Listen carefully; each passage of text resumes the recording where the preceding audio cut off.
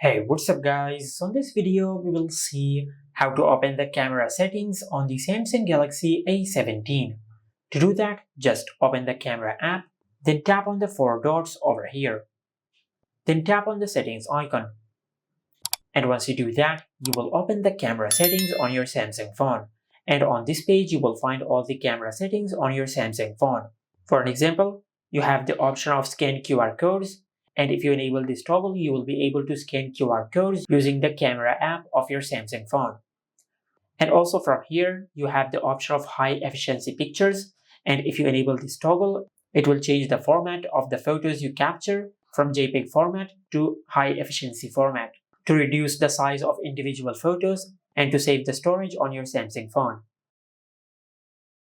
Also, you have the same option for videos, and if you enable this toggle, it will reduce the size of the videos you will record with the camera app. Also, you have the option of auto HDR and all the other camera settings of your Samsung phone. And this is how you can open the camera settings on the Samsung Galaxy A17. Make sure to like, comment, and subscribe. Thank you for watching.